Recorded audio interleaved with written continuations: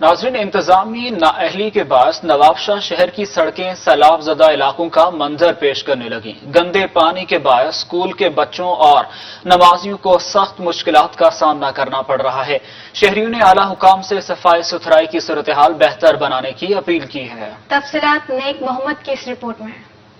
10 रोज से जायद हो चुके हैं, बारिशों का सिलसिला थम चुका है, लेकिन उसके बावजूद भी शहर के मुत्तहिद इलाके गंदे पानी में डूबे हुए दिखाई देते हैं। न सिर्फ मनोआबाद, इसरपुरा, पाक कॉलोनी, गुलाम रसूल शाह कॉलोनी इस वक्त सैलाब ज़दा इलाकों का मंजर पेश कर रहे हैं। इलाका मकीन शदीद परेशान। 1 साल हो गया से हम इतने परेशान हैं कि घर से नहीं निकलते, मस्जिद करीब है, मस्जिद में नहीं जा सकते हैं, नमाजी पढ़े सब परेशान है।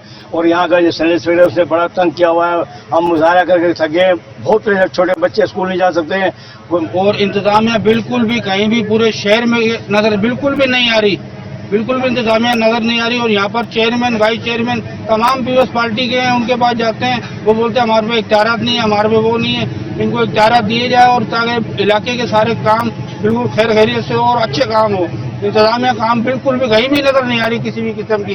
यहाँ पर वाटर सप्लाई का भी मसला है और गटर लाइन का भी मसला है। यहाँ पर शहरियों का डिप्टी कमिश्नर, वजीर बल्दियात समेत आला हुकाम से मुतालबा है फौरी तौर पे जिला शहीद बेनजीर आबाद और नवाबशाह में सफाई सुथराई की सूरत हाल बेहतर बनाई जाए। नेक मोहम्मद मलक, रोज टीवी, नवाबशाह।